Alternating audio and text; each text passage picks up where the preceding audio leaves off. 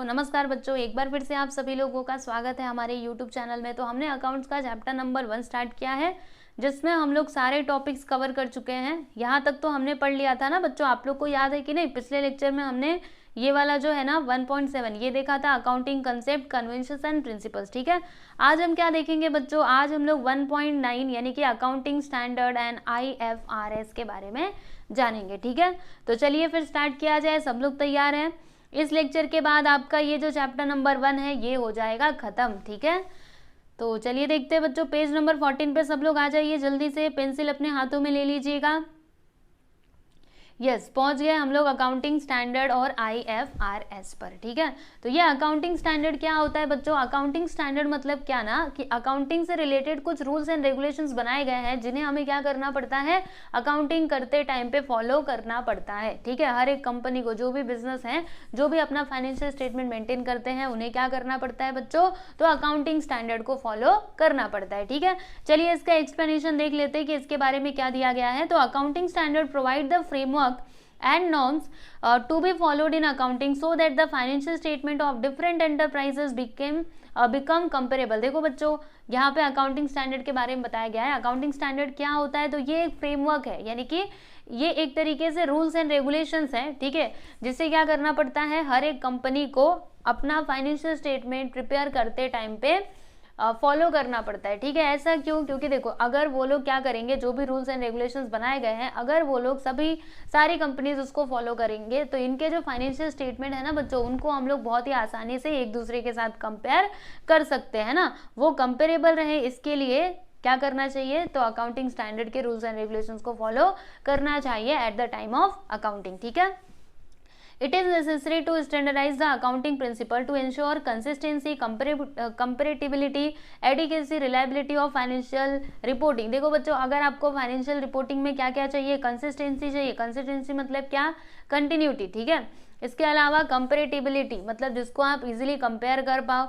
Okay, adequacy यानी कि आपका जो भी इंफॉर्मेशन आपने वहाँ पे फाइनेंशियल स्टेटमेंट में इंक्लूड किया हुआ है, वो क्या होना चाहिए बच्चों? एडिकेट, यानी कि वो कंप्लीट होना चाहिए, राइट। एंड रिलायबिलिटी, रिलायबिलिटी मतलब जिसके ऊपर हम भरोसा कर सके। तो अगर आप चाहते हो कि आपका फाइनेंशियल स्टेटमेंट में ये सारी चीजें हो, तो आपको क्या करना चाहिए बच्चों? जो अकाउंटिंग स्टैंडर्ड है उसे क्या करना चाहिए? फॉलो करना चाहिए। ठीक है, समझ में आया आपको? अकाउंटिंग स्टैंडर्ड का सिंपल सा मतलब आपको समझ में आया कि नहीं? ये बेसिक रूल्स एंड रेगुलेशंस होते हैं, जिन्हें हर एक एंटरप्राइज को फॉलो करना पड़ता है, जिससे उनका जो अकाउंटिंग स्टेटमेंट है वो क्या हो बच्चों? कंपेरेबल हो, यानी हम एक दूसरे के साथ उनको कंपेयर कर सके। ठीक है, नहीं तो अगर ऐसा होता कि ये कंपनी कुछ अपना ही दिमाग लगा रहे, किसी को भी डेबिट कर दिया, किसी को भी क्रेडिट कर दिया, ये वाली कंपनी कुछ और कर रहे हैं, तो हम लोग उनको कंपेयर नहीं कर सकते ना। या फिर एक ही एंटरप्राइज, देखो इस साल उन्होंने दूसरे तरीके से रिकॉर्डिंग करी, फिर दूसरे साल उन्होंने दूसरे तरीके से रिकॉर्डिंग करी, अगर इस प्रकार से करेंगे तो भी उनके जो फाइनेंशियल स्टेटमेंट होंगे बच्चों, उसको हम लोग मतलब समझ लीजिए कि 2016-17 या फिर 2016-17 का एक है फाइनेंशियल स्टेटमेंट और एक है 17-18 का, तो इन दोनों को हम कंपेयर नहीं कर पाएंगे ना, क्योंकि इस साल हमने कुछ और ही दिमाग लगाया, इस साल कुछ और ही लगा रहे हैं, है ना। समझ में आ रहा है आपको? तो अगर आप चाहते हो कि वो कंपेरेबल हो, देन अकाउंटिंग स्टैंडर्ड्स को फॉलो करना चाहिए। ओके, यहाँ पर देखिएगा बच्चों, ये जो कोलर जी हैं, देखो in the words of Kohler, ये अकाउंटिंग स्टैंडर्ड के बारे में क्या कहते हैं, चलिए हम लोग समझ लेते हैं। तो ये कहते हैं कि accounting standards are codes of conduct. Codes of conduct यानी क्या होता है बच्चों?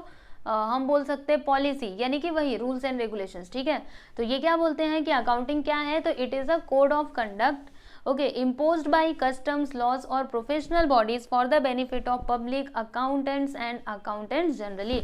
यानी कि ये क्या है बच्चों? तो अकाउंटिंग स्टैंडर्ड एक तरीके से कोड ऑफ कंडक्ट है, ये कोलर जी बोल रहे हैं। ठीक है, जो मतलब किसके द्वारा लगाया जाता है? तो जो हमारा लॉ है या फिर जो भी प्रोफेशनल बॉडीज है, यानी जिनके पास अधिकार है रूल्स एंड रेगुलेशंस बनाने का। ठीक है, तो ये लोग क्या करते हैं? इसको इम्पोज करते हैं, यानी कि वो लेकर के आते हैं। ठीक है, किस लिए लेकर के आते हैं? ताकि अकाउंटिंग अच्छे से हो सके। समझ में आया आपको? यस। फिर यहाँ पे लास्ट वाला ये जो पैराग्राफ है, इसमें क्या दिया, एक बार इसको भी देख लेते हैं कि दस accounting standard were are written policy document is issued by expert accounting body. देखो बच्चों, तो अकाउंटिंग इतना सारा पढ़ने के बाद आपने क्या समझा? अकाउंटिंग स्टैंडर्ड क्या होता है? तो ये एक written policy, written written policy document होता है जिसको जो एक्सपर्ट अकाउंटिंग बॉडीज रहती हैं वो इसको फॉलो करती है, ठीक है। एक्सपर्ट अकाउंटिंग बॉडी फॉलो नहीं, इशू करती है, ठीक है। एक्सपर्ट अकाउंटिंग बॉडी भी कर सकती है, इसके अलावा गवर्नमेंट भी करते हैं, और जो भी रेगुलेटरी बॉडी है, रेगुलेटरी बॉडी का मतलब क्या होता है बच्चों, जैसे कि जिसको गवर्नमेंट ने अधिकार दिया है कि आप इसके ऊपर काम कर सकते हो, आप रूल्स एंड रेगुलेशंस बना सकते हो, ठीक है, तो वो हो गए रेगुलेटरी बॉडी। तो इनके द्वारा ये रूल्स एंड रेगुलेशंस बनाए जाते हैं, ठीक है। समझ में आया आपको? यस। तो यहाँ पे अब देखिएगा बच्चों आगे क्या दिया है, नीड फॉर अकाउंटिंग स्टैंडर्ड। अब ये जो अकाउंटिंग स्टैंडर्ड है इसकी ज़रूरत क्या है, क्या ज़रूरत है, तो देखो इसका पूरा यहाँ पे नीड्स बताए गए हैं। पहला तो ये है कि to promote better understanding of financial statement, यानी कि फाइनेंशियल स्टेटमेंट को अगर अच्छे से समझना चाहते हो आप, देन आपको क्या करना चाहिए, अकाउंटिंग स्टैंडर्ड को फॉलो करना चाहिए, ठीक है। क्योंकि अपने मन से आप कुछ भी करोगे ना, अपने मन से नहीं चलेगा, ओके। कुछ रूल्स एंड रेगुलेशंस होते हैं हर चीज़ में, ठीक है, जिसे आपको ध्यान में रख करके काम करना चाहिए। फिर यहाँ पे दूसरा है कि to help accountant to follow uniform procedure and practices. देखो बच्चों, भले ही अकाउंटेंट लोग सेम हो, लेकिन जो अकाउंटिंग का काम होता है वो तो सेम होता है ना। हर एक कंपनी में ट्रांजेक्शन्स होते हैं, गुड्स को बेचा जाता है, खरीदा जाता है, बराबर। तो ये लोग जो अकाउंटेंट लोग हैं, ठीक है, तो उनकी जो प्रैक्टिसेस है ना बच्चों, उसमें क्या हो, यूनिफॉर्मिटी हो। इसके लिए भी हमें क्या करना चाहिए, अकाउंटिंग स्टैंडर्ड को फॉलो करना चाहिए, ठीक है। यूनिफॉर्मिटी मतलब आपको पता है ना, एक जैसा, ठीक है, सारे अकाउंटेंट्स एक जैसा काम करें, ओके, उनके काम में यूनिफॉर्मिटी हो, देन ये सब हमें अकाउंटिंग स्टैंडर्ड को मानना पड़ता है। फिर यहाँ पे तीसरा है कि to facilitate meaningful comparison of financial statement और टू और मोर एंटिटीज, यानी कि अगर आप अकाउंटिंग प्रिंसिपल्स को फॉलो करोगे, ठीक है, तो क्या होगा, ये जो फाइनेंशियल स्टेटमेंट रहेगा, दो या फिर दो से ज़्यादा कंपनीज का, हम उनको आसानी से आपस में कंपेयर कर सकते हैं, ठीक है। अगला है to enhance reliability of financial statement के ऊपर, ठीक है, लोगों का भरोसा हो, सब लोग इस पे भरोसा करें, तो इसके लिए भी अकाउंटिंग स्टैंडर्ड को फॉलो करना चाहिए, है ना। आप अपने मन से कुछ भी करोगे, ठीक है, अपने मन का ही अकाउंटिंग फॉलो करोगे, तो क्या उस फाइनेंशियल स्टेटमेंट पे कोई भी भरोसा करेगा? कोई इन्वेस्टर हो या फिर कोई लेंडर हो, क्या आपके ऊपर भरोसा करेगा? नहीं करेगा, है ना। तो अगर आप लोगों का भरोसा जीतना चाहते हो, देन आपको अकाउंटिंग स्टैंडर्ड को फॉलो करना चाहिए। फिर यहाँ पे लास्ट में है to meet the legal requirement effectively. अगर लीगल रिक्वायरमेंट को भी फुलफिल करना है, देन आपको ये सारी चीज़ें ध्यान में रखनी पड़ेंगी, ठीक है। तो ये हो गए बच्चों इसके नीड्स। आई होप कि आपको समझा रहेगा, ओके। ज़्यादा चिंता मत करना, ये बस आप ये अकाउंटिंग स्टैंडर्ड का मतलब समझ करके रखो। इसके नीड्स तो बहुत ही सिंपल है, आप समझ सकते हो। इसके अलावा यहाँ पे अगला टॉपिक जो है बच्चों वो क्या है, IFRS, ठीक है। तो अब ये IFRS क्या होता है, तो देखो इसका फुल फॉर्म लिखा गया इंटरनेशनल फाइनेंशियल रिपोर्टिंग स्टैंडर्ड। जैसे बच्चों हमने अकाउंटिंग स्टैंडर्ड देखा तो वो बस हमारी कंट्री के लिए होता है, लेकिन ये जो इंटरनेशनल फाइनेंशियल रिपोर्टिंग स्टैंडर्ड है ना बच्चों, ये पूरी कंट्री के लिए होता है, यानी ये वर्ल्ड वाइड है। देखो यहाँ पे नाम आया है इंटरनेशनल, मतलब यहाँ पे इसके अंदर जो स्टैंडर्ड्स होते हैं ना बच्चों, इसे क्या करना चाहिए, हर एक कंट्री को फॉलो करना चाहिए। सही बात है, अरे कर सकते हैं ना, क्यों कर सकते हैं, क्योंकि देखो हर एक कंट्री में, सुनो, भले ही देश अलग अलग हो लेकिन ट्रांजैक्शन तो सेम ही होता है ना, गुड्स को बेचा खरीदा, है ना। तो इंटरनेशनली कुछ स्टैंडर्ड बनाए गए हैं जिसे क्या करना पड़ता है, हर एक कंट्री को फॉलो करना पड़ता है, ठीक है। तो चलो आपको इसके बारे में थोड़ा सा मैं बताती हूँ कि ये जो है ना इंटरनेशनल फाइनेंशियल रिपोर्टिंग स्टैंडर्ड, इसको कौन इशू करता है, तो नाम याद रख लो बस, इंटरनेशनल अकाउंटिंग स्टैंडर्ड बोर्ड, यानी कि IASB, ओके। क्या करता है बच्चों, इसको इशू, मतलब इन्होंने ही किया है, किसने, ASB, यानी कि IASB, ठीक है, इंटरनेशनल अकाउंटिंग स्टैंडर्ड बोर्ड, याद रहेगा आपको, यस। तो एक बार इसको रीड भी कर लो, international financial reporting standard are issued by the international accounting standard board, okay. IFRS is a set of international accounting standards stating how particular types of transaction and other events should be reported in financial statement। यानी कि ये जो बच्चों IFRS है, ये क्या है, तो ये एक अकाउंटिंग स्टैंडर्ड है, ठीक है, जो हमको क्या बताता है कि अगर आपके बिजनेस में कोई भी पर्टिकुलर टाइप का ट्रांजैक्शन होता है या फिर कोई इवेंट होता है, तो उसको कैसे रिकॉर्ड करना है, कैसे फाइनेंशियल स्टेटमेंट के अंदर दिखाना है, ये हमको बताता है। कौन बताता है बच्चों, IFRS बताता है, ठीक है। इससे क्या होता है, ये ना पूरा वर्ल्ड वाइड क्या होता है बच्चों, एक्सेप्टेबल होता है, यानी जो अकाउंट आपने प्रिपेयर किया है वो हर जगह क्या होगा बच्चों, एक्सेप्टेबल होगा, क्योंकि आपने क्या किया है, इंटरनेशनल फाइनेंशियल रिपोर्टिंग स्टैंडर्ड को फॉलो किया है ना। और एक तरीके से क्या आएगी बच्चों, यूनिफॉर्मिटी आएगी ना अकाउंटिंग में, फाइनेंशियल स्टेटमेंट में, तो इसके लिए, ठीक है, समझ में आया आपको। तो ये होता है बच्चों इंटरनेशनल फाइनेंशियल रिपोर्टिंग स्टैंडर्ड, समझ गए ना अच्छे से, ठीक है। ये नाम याद रखना, मतलब कौन इसको इशू करता है, ठीक है। चलो आगे चलते हैं बच्चों, अगला टॉपिक यहाँ पे क्या है, अकाउंटिंग स्टैंडर्ड इन इंडिया। आप देखो बच्चों, इंडिया में अकाउंटिंग स्टैंडर्ड कौन इशू करता है, तो एक इंस्टीट्यूट है, institute of chartered accountant of India, ठीक है। ये क्या करते हैं, ये अकाउंटिंग स्टैंडर्ड को इशू करते हैं, ठीक है, अपने कंट्री, मतलब इंडिया की मैं बात कर रही हूँ, देखो यहाँ पे इंडिया है ना। तो चलो एक बार बच्चों इसको रीड करते हैं, आपको समझ में आ जाएगा। इसे भी आप लोग शॉर्ट में थोड़ा समझने की कोशिश करो, बाकी जब भी एग्जाम में आता है तो आप लोग ओन वर्ड्स में लिख सकते हो, ओके। तो चलो देखते हैं, in India standard of accounting is issued by the institute of chartered accountant of India, यानी कि ICAI, वही जो मैंने आपको बताया था, ठीक है। The Council of the Institute of Chartered Accountant of India constituted Accounting Standard Board on 21st April 2017, recognizing the need for accounting standard in India। देखो बच्चों, अब ये जो हमारा ICAI है ना, इन्होंने क्या किया, इन्होंने ना 21 अप्रैल 1977 को एक बोर्ड को कॉन्स्टिट्यूट किया, जिसका नाम क्या था बच्चों, अकाउंटिंग स्टैंडर्ड बोर्ड, ठीक है। मतलब इन्होंने क्या बोला इनको कि आप क्या करो, आप इसके ऊपर काम करिए, जो भी रूल्स एंड रेगुलेशंस बनाने हैं उसके इसके ऊपर अकाउंटिंग को लेकर के आप लोग बनाइए, ठीक है, जिससे क्या होगा, मतलब हमारे कंट्री में जिसको लागू किया जाएगा, समझ में आया। तो ये बॉडी को इन्होंने बनाया था, याद रखना कभी बनाया था बच्चों, तो 21 अप्रैल 1977 कौन सा बोर्ड था, अकाउंटिंग स्टैंडर्ड बोर्ड, ओके। समझ में आ रहा है कि नहीं आप लोगों को, टेक्स्ट बुक है ना आपके सामने। फिर उसके बाद यहाँ पे कुछ और चीजें देख लेते हैं। तो देखो आगे एक्सप्लेनेशन में क्या दिया है कि formulates accounting standard so that such standard, एक सेकेंड मैंने इसको छोड़ दिया, in India, यहाँ से ASB formulates accounting standards so that such standard as may be established by the council, the institute in India, the ASB will consider the applicable law, custom, uses, business environment and the international accounting standard while framing accounting standard in India। देखो बच्चों, जब भी ये जो ASB board है ना, जब भी ये क्या करते हैं बच्चों, ये अकाउंटिंग स्टैंडर्ड को बनाते हैं, तो क्या क्या कंसिडर करते हैं, ध्यान से देखो। तो जो हमारे यहाँ पे लॉ है, कस्टम है, यूजेज है, बिजनेस एनवायरनमेंट कैसा है, तो ये सारी चीज़ों को ध्यान में रखते हैं। And the most important thing, जो इंटरनेशनली स्टैंडर्ड दिए गए हैं उसको भी ये लोग ध्यान में रखते हैं, क्योंकि मैंने आपको ऊपर क्या बताया था कि इंटरनेशनली जो स्टैंडर्ड दिए गए हैं उसे हर एक कंट्री को फॉलो करना चाहिए। अब डिट्टो हम लोग फॉलो नहीं कर सकते, क्योंकि हर एक कंट्री में उनका ट्रेडिशन अलग है, उनके काम करने के तौर तरीके अलग है, तो पूरा के पूरा हम फॉलो नहीं कर सकते, लेकिन उसमें थोड़े चेंजेस करके उसको हम अपने देश में लागू कर सकते हैं, ठीक है। तो वही ये लोग क्या करते हैं, जो इंटरनेशनली ये स्टैंडर्ड दिए गए हैं उसको भी ये लोग कंसिडर करते हैं, और उस हिसाब से ये लोग रूल्स एंड रेगुलेशंस को प्रिपेयर करते हैं, जिन्हें हमारी कंट्री में लागू किया जाता है, यानी जब भी अकाउंटिंग किया जाता है तो ये सारी चीज़ों को फॉलो किया जाता है, ठीक है। तो अकाउंटिंग स्टैंडर्ड इन इंडिया समझ गए अच्छे से। चलो बच्चों अभी आगे देखते हैं। तो आगे आपको इंडियन अकाउंटिंग स्टैंडर्ड के बारे में बताया गया है। तो देखिए यहाँ पे क्या दिया है कि ड्यू टू ग्लोबलाइजेशन, ग्लोबलाइजेशन का मतलब क्या होता है पता है आप लोग को, नहीं पता, देखो बताती हूँ। जैसे अगर मैं आज के टाइम की बात करूँ तो आज पूरा वर्ल्ड क्या है बच्चों, एक मार्केट है, यानी एक दूसरे से एक देश से दूसरे देश में क्या होता है बच्चों, सामान जाता है, वहां से हमारे देश में आता है, ठीक है। तो यही क्या है बच्चों, आपका ग्लोबलाइजेशन, ठीक है।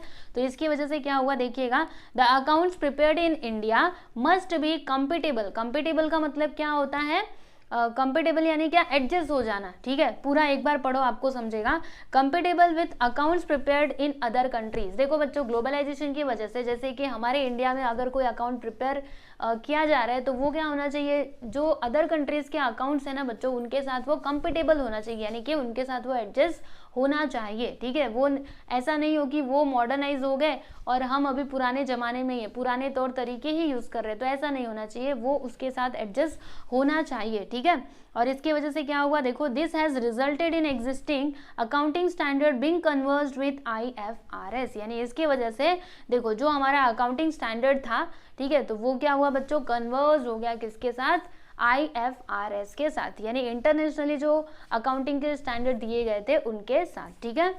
This convergence has resulted is known resulted in what is known as Indian accounting standard. और जब इसको कन्वर्ट करके, कन्वर्ट यानी क्या, मिला लेना, मर्ज हो जाना, ठीक है, तो जब उसको मिला करके उसको मतलब अकाउंटिंग स्टैंडर्ड बनाए गए तो उसका नाम क्या रखा गया बच्चों, इंडियन अकाउंटिंग स्टैंडर्ड। ओके, समझ में आया इंडियन अकाउंटिंग स्टैंडर्ड के बारे में आप लोगों को। ओके, चलो अभी आगे देखते हैं। Indian accounting standard are basically the international accounting standard which have been modified in accordance with Indian accounting practices, customs and traditions. यानी कि इंडियन अकाउंटिंग स्टैंडर्ड क्या है बच्चों, ये एक्चुअल में इंटरनेशनली जो फाइनेंशियल रिपोर्टिंग स्टैंडर्ड है, ठीक है, वही है, लेकिन उसमें थोड़ा सा मॉडिफिकेशन किया गया है अपने कंट्री के हिसाब से, ठीक है, हमारे कंट्री के जो कस्टम्स हैं, लॉज है, ठीक है, उसके हिसाब से उसको थोड़ा मॉडिफाई किया गया है और इसीलिए उसका नाम क्या है बच्चों, इंडियन अकाउंटिंग स्टैंडर्ड, जिसको हर एक कंपनी क्या करते बच्चों, फॉलो करते, ठीक है।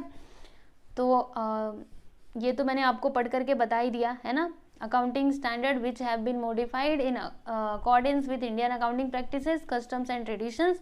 Presently, all big companies have to follow Indian accounting standard rules, but smaller business units are allowed to continue using accounting standard. In future, it is expected that all business entities in India will migrate to Indian accounting standard.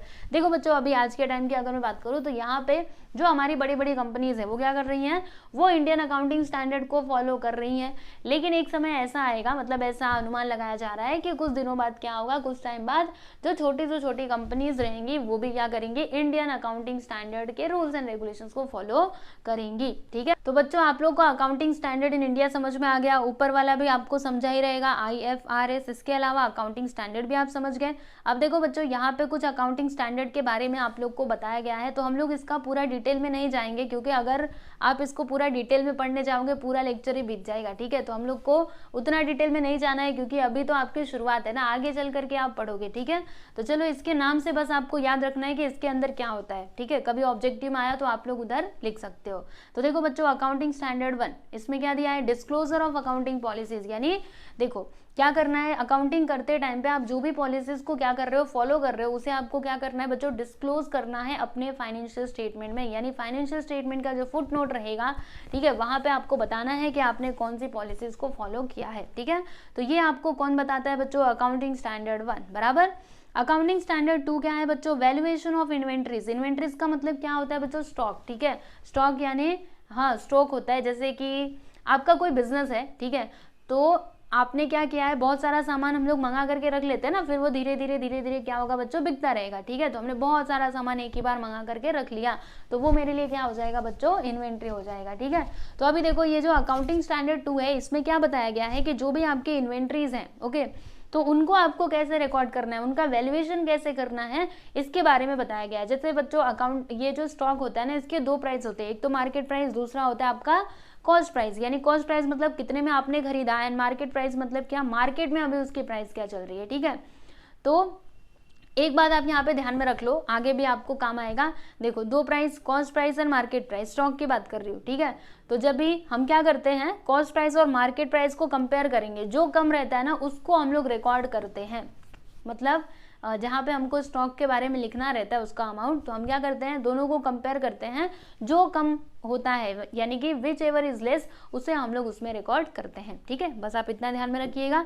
चलिए आगे चलते हैं बच्चों, accounting standard 3, तो ये क्या है, cash flow statement. देखो बच्चों, हम लोग बहुत सारे स्टेटमेंट, मतलब अकाउंटिंग करते टाइम पे हम लोग स्टेटमेंट प्रिपेयर करते हैं, तो एक उसी में कैश फ्लो स्टेटमेंट भी होता है, जिसे हमें बनाना ही चाहिए। इसके बारे में हमको कौन बोलता है, तो अकाउंटिंग स्टैंडर्ड 3 बोलता है, ठीक है।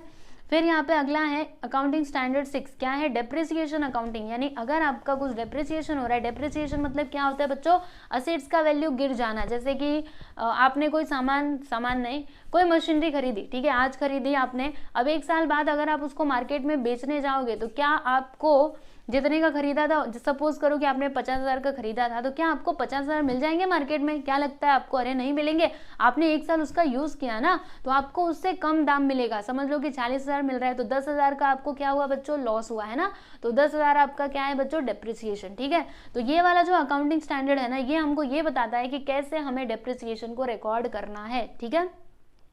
फिर यहाँ पे नेक्स्ट वन है बच्चों, अकाउंटिंग स्टैंडर्ड 8। अब ये हमको क्या बताता है, तो accounting for research and development. Research and development का मतलब पता है आप लोगों को, जैसे जो कंपनीज होती है बच्चों, वो टाइम टू टाइम क्या करती रहती है, रिसर्च करती रहती है, ठीक है। और फिर उसके बाद, क्योंकि देखो रिसर्च करेंगे तभी हमारी कंपनी का डेवलप होगा, है ना। मतलब देखो नई जो हमारे कॉम्पिटिटर्स है वो नई नई टेक्निक्स का यूज़ करेंगे और हम अभी पिछड़ा मतलब पीछे वाली टेक्निक से यूज़ करते रहेंगे तो ऐसे नहीं चलेगा। ऐसे अगर हम लोग करने लगे तब तो वो आगे बढ़ जाएंगे, हम तो पीछे ही रह जाएंगे, है ना, क्योंकि कस्टमर को टाइम टू टाइम चेंजेस चाहिए ही चाहिए, है ना। तो हमें क्या करना पड़ेगा, उसके लिए रिसर्च एंड डेवलपमेंट करना पड़ेगा। अब रिसर्च एंड डेवलपमेंट वो फ्री में नहीं होता, ठीक है। अगर आप रिसर्च करने जाओगे तो फ्री में नहीं होगा, आपको उसके लिए पैसे देने पड़ेंगे, ठीक है।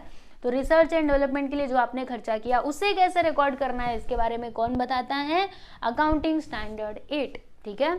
9 है यहाँ पे अकाउंटिंग स्टैंडर्ड 9, रेवेन्यू रिकॉग्निशन, यानी कि आपको रेवेन्यू कैसे रिकॉर्ड करना है, कब करना चाहिए कब नहीं करना चाहिए, ये सारी चीज़ों की जानकारी हमको देता है अकाउंटिंग स्टैंडर्ड 9, ठीक है।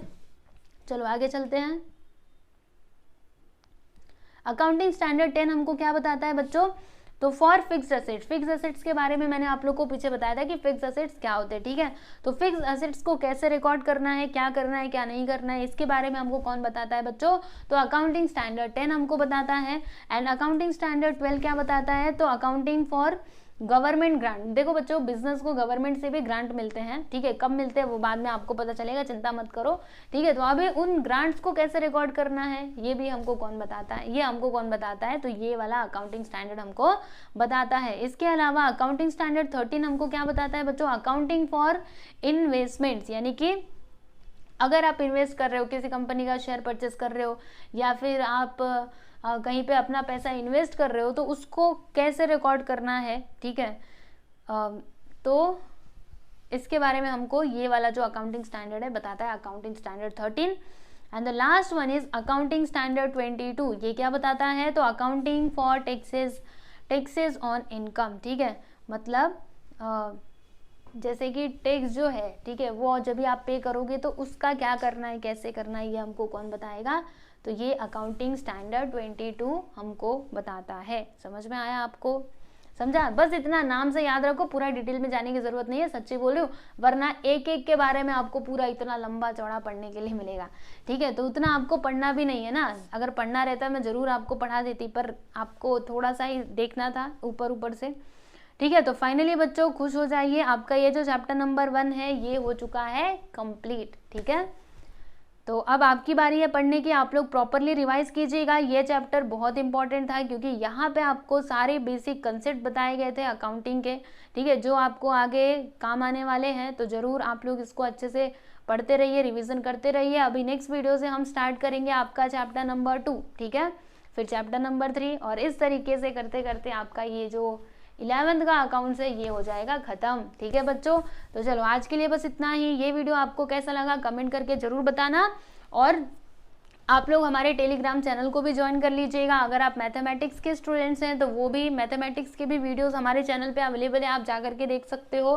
इसके अलावा आपके जो दूसरे सब्जेक्ट्स हैं, इकोनॉमिक्स, ओसी, ठीक है, तो ये सारे सब्जेक्ट्स भी हमारे चैनल पे हैं, तो आप ज़रूर देखिए, अपनी पढ़ाई बहुत ही अच्छे तरीके से करते रहिए।